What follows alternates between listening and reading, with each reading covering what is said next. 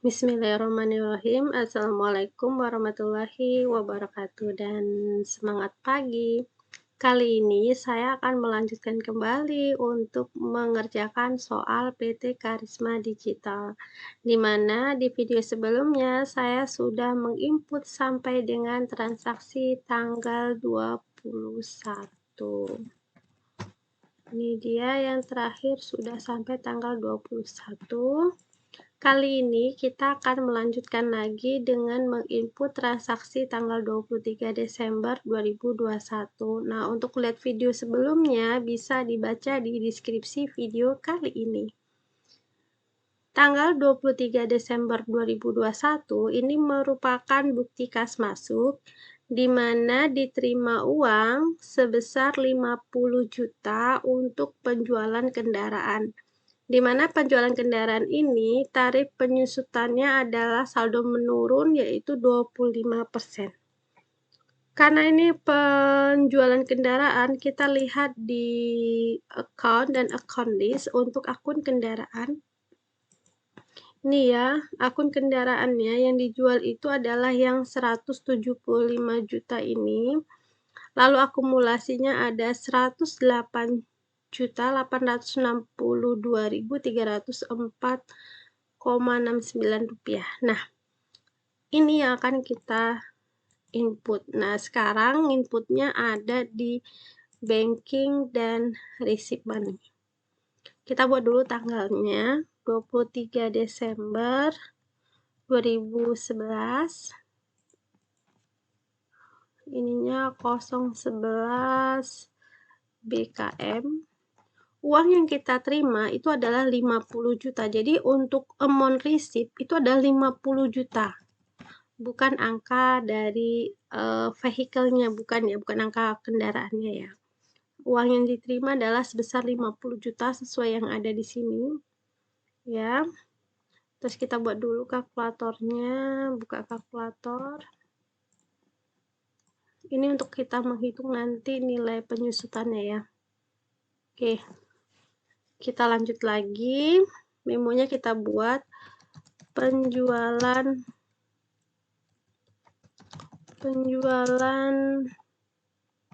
kendaraan. Oke. Kendaraan itu akunnya adalah vehicle. Nah, nilai berapa vehicle-nya? Vehicle-nya itu adalah 175 juta. Ini dia.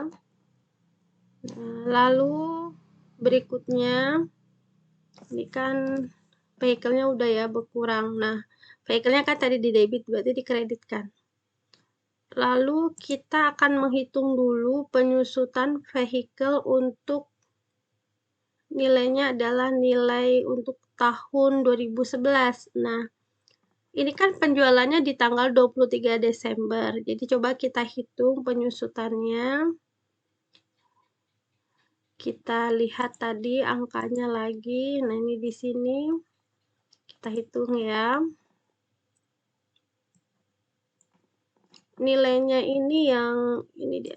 175 juta dikurangi dengan akumulasinya dulu. Kan kalau mau dikali nilai penyusutannya itu adalah nilai buku dikali nilai penyusutannya.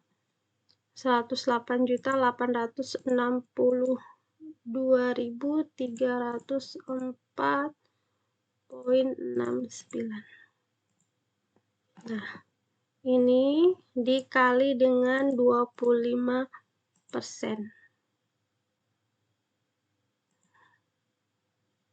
Oke, ini adalah nilainya. Jadi nilai untuk akumulasinya untuk tahun 2011 itu adalah 16.534.423,83. Oke, kita catat. Kita bebankan dulu. Ini dia. Senilai ini.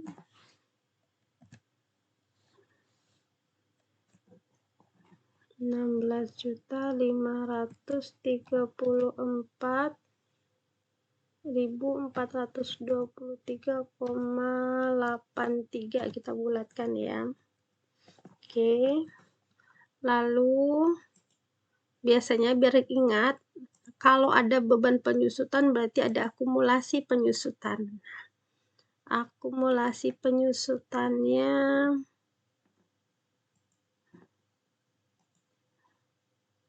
yang vehicle. Ini bukan di sini letaknya, tapi di sini sebesar ini 16 juta. Sebentar, di sini letaknya.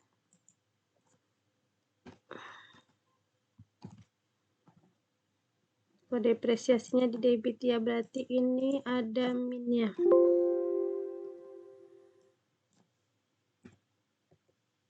Oke, ini yang nilainya positif 16.534.423,83.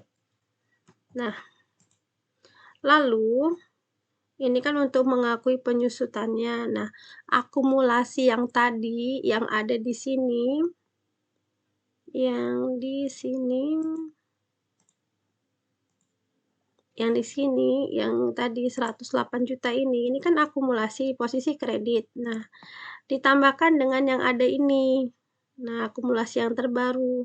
Berarti kita taruh di debit biar akumulasinya habis. Kenapa? Karena barang tadi, kendaraan tadi kita jual. Jadi harus posisi akumulasi adalah kredit. Ya, sebesar kita jumlahkan tadi angkanya kita jumlahkan dulu, sebentar kita jumlahkan dulu ya. Ini kita jumlahkan. Kita jumlahkan 16.534.423,83 ditambah dengan yang ini 108.862.304,69. Nah, nilainya adalah 125 juta. Ini kan posisinya debit ya. Ya harus kita kasih min. 125.396.728,52. Nah, ini kalau mau dilihat, ini dia. Akumulasinya sebelah debit. Di enter dulu. Ini biar dia, oh ya, ini posisinya kredit, debit kan akumulasinya. Oke, selisihnya kan ini penjualan vehicle, berarti selisihnya masuk ke ini dia, gain or loss sales of, ini dia, gain on disposal of fixed asset. Jadi kalau menjual fixed asset, akunnya selisihnya ke ini 8400. Ini dia angkanya.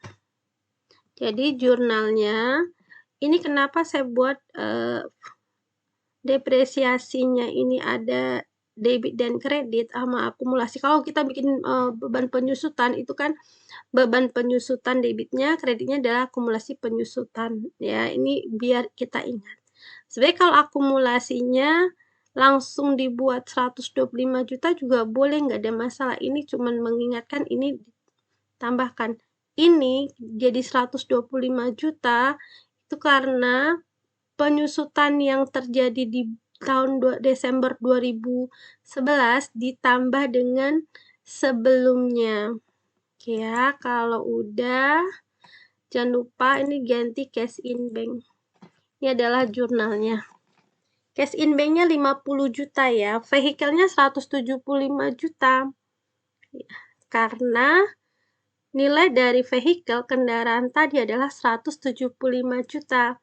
Lalu untuk akumulasi yang ini adalah tahun sebelumnya ditambah dengan yang sekarang. Jadi nanti nilai akumulasi depresiasi vehicle itu adalah 0 karena barangnya, kendaraannya sudah terjual, jadi asetnya sudah terjual. Selisihnya masuk ke akun 84000 gain on disposal of fixed asset. Oke. Kalau udah di record, nah ini dia, kita lihat di account list. Ini dia, untuk vehicle-nya sudah 0. Kenapa 0? Karena sudah terjual. Oke, kita lanjut lagi ke transaksi berikutnya, yaitu tanggal 25 Desember. Di mana ini berupa bukti memorial. Nah, bukti memorial ini menyatakan bahwa berdasarkan keputusan rapat umum pemegang saham, dividen tahun 2011 untuk pemegang saham diumumkan 4.000 per lembar saham beredar. PPh pasal 4 ayat 2-nya dipotong adalah sebesar 10%. Dividennya adalah 56 juta. Dan PPh pasal 4 ayat 2-nya adalah 5.600.000. Totalnya adalah 50.400.000 rupiah. Nah, dari transaksi ini kita akan mencatat ke dalam menu record journal entry, karena ini adalah bukti memorial, tidak ada kaitannya dengan penerimaan uang, ya, tidak ada kaitannya dengan penerimaan uang maupun dengan pengeluaran uang. Ini adalah transaksi berupa pengumuman atas dividen, ya. Oke, kita akan catat. Jadi ini pengumuman dividen ya 2011. Kita tulis dulu tanggalnya. 25 Desember 2011. Kita buat memonya di sini, kita buat dividen. Ini adalah pengumuman pembagian dividen ya. Dividen tahun 2011. Jadi kalau pengumuman itu tidak ada pembagian uangnya. Nah, berarti kita buat dividen.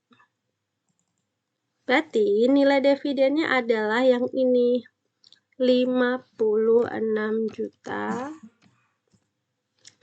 Lalu ada di sini nilai dari PPh pasal 4 ayat 2-nya, berarti kan ini masih baru diumumkan, berarti masuk ke income tax payable ya, sebesar 5.600.000.